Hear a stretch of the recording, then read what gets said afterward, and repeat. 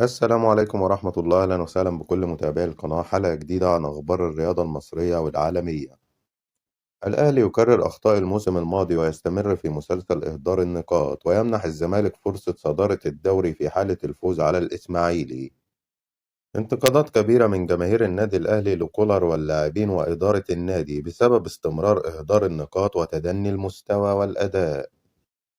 اتجاه في الأهلي لمضاعفة الغرامة المالية التي فرضها النادي على اللاعبين بعد مباراة فيوتشر بسبب استمرار تراجع النتائج وتدني المستوى. إبراهيم نور الدين يواصل إثارة الجدل في مباريات الأهلي ويتغاضى عن احتساب ركلة جزاء على الأقل للأحمر أمام سيراميكا. مطالب جماهيرية بعدم مشاركة محمد الشناوي بشكل أساسي خلال المباريات القادمة بسبب أخطائه المتكررة والمستمرة. الأهلي يستعد لتقديم مذكرة اعتراضًا على الأخطاء التحكيمية التي حدثت في مباراة سيراميكا. إدارة الأهلي تقرر تأجيل تجديد عقود اللاعبين التي ستنتهي نهاية الموسم الجاري حتى يتحسن الأداء ونتائج الفريق. محمد بسام حارس سيراميكا يفوز بجائزة رجل مباراة الأهلي وسيراميكا كليوباترا بعد إنقاذ أكثر من فرصة هدف محقق للأهلي. مارسيل كولر في المؤتمر الصحفي بعد مباراة سيراميكا: الفريق صنع العديد من الفرص أمام سيراميكا كليوباترا، وفي نفس الوقت أهدرنا العديد من الفرص، وكنا نستحق الفوز اليوم أمام سيراميكا. وعندما نختار التشكيل للمباراة يكون ذلك وفقا لأداء كل لاعب في التمرين. وإصابة بيرسي تاو سبب أزمة في الخط الأمامي بعد أن كان قد تألق في هذا المركز. حين أختار مهاجم أختاره بناء على التدريبات ونسبة تهديفه، وما يشكل من فارق بين مهاجم وآخر هو نسبة التهديف، وأتابعه في التدريبات ولم يقنعني أحد. بدأت ألعب ببيرسي تاو وسجل هدفين متتاليين، ولكنه أصيب بعد ذلك، وللأسف لست مقتنعا بأي مهاجم في الأهلي حاليا. وهناك فرق كبير بين أرضية ملعب استاد القاهرة وأرضية استاد السلام، وهذا رأيناه اليوم في عدد التمريرات الخاطئة القليلة مقارنة بأرضية ملعب السلام. أرضية ملعب استاد الأهلي بالسلام تشكل صعوبة كبيرة على أداء الفريق، وكلما خرجنا من هذا الملعب نؤدي بشكل أفضل. لا أمانع انضمام لاعبين جيدين للأهلي في يناير، ولكن المشكلة أنني عندما أختار لاعب لا أنظر فقط للفنيات، ولكن أيضا على أخلاق اللاعب وشخصيته التي يجب أن تناسب الأهلي. لا أريد التعاقد مع لاعب مثل باقي لاعبين الفريق، لذلك يجب دراسة اللاعبين جيدا ليكون التعاقد أفضل من المجموعة المتواجدة. ولا أريد أن أقول أن الهدف الذي دخل مرمانا هو خطأ الشناوي، فلقد تدربنا وقلت كيف يلعب سيراميكا هذه الكرة، وهو خطأ مشترك بين الشناوي وبين المدافعين. وأشكر جماهير الأهلي التي حضرت بكثافة وساندت الفريق بقوة خلال اللقاء. المحلل التحكيمي أحمد الشناوي: ضربة جزاء صحيحة غير محتسبة للأهلي نتيجة عرقلة علي معلول. قرار خاطئ من إبراهيم نور الدين بمواصلة اللعب، وخطأ من حكم الفار الغندور لعدم استدعائه لمشاهدة اللعبة. ما زال طلب كولر مستمر بإعطاء شارة القيادة لعلي معلول.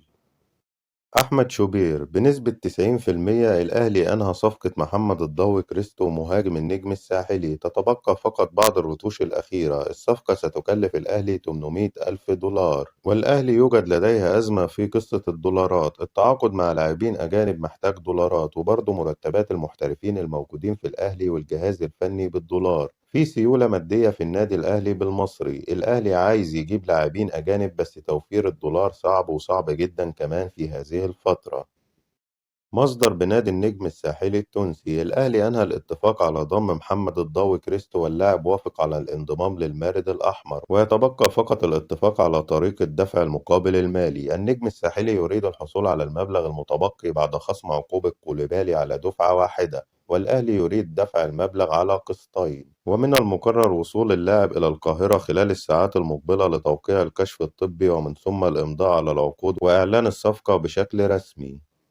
جماهير النادي الأهلي بعد التعادل أمام سيراميكا كليوباترا من المدرجات: يا خطيب اسمعنا، النادي الأهلي بتاعنا. صالح قالها: الكل يطيع، النادي الأهلي فوق الجميع.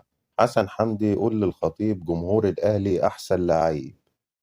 مصدر من الأهلي ردا على تصريحات شوبير: لا يوجد أي مشكلة في السيولة المالية بشأن تمويل الصفقات الجديدة في الأهلي. كل ما يقال عن وجود أزمات غير صحيح، وسنقوم بإبرام صفقات قوية جدا خلال يناير. وكيل محمد مجدي قفشة لديها عرض من جانب أحد الأندية العربية بخلاف الباطن السعودي، ولديها عرضا أيضا من جانب فريق أوروبي يرغب في التعاقد مع اللاعب.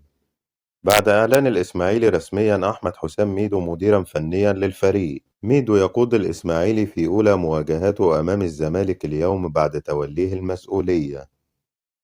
أحمد حسام ميدو: أنا مش جاي أنقذ الدراويش من الهبوط ولا جاي أخد مركز في المربع الذهبي، أنا جاي أثبت إن المدرب المصري أهم وأفضل من الأجنبي ويقدر بأي قماشة موجودة يكسب بطولات.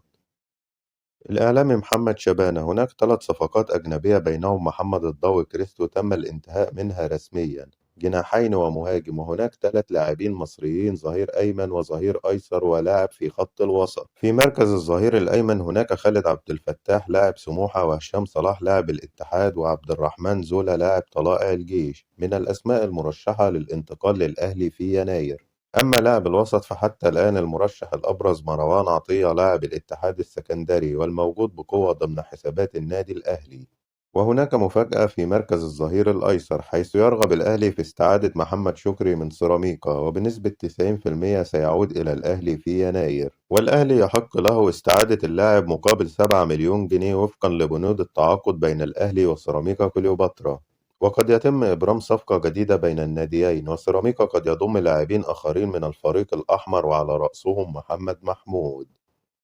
مجدي طلبة مدير التعاقدات السابق بالأهلي: الأهلي فرط في ضم مصطفى شلبي ومصطفى فتحي قبل بداية الموسم وتركهم ينتقلون لأندية أخرى، والأهلي يحتاج 7 صفقات جديدة في مراكز المساك والظهير الأيمن و2 في وسط الملعب وجناحين ورأس حربة.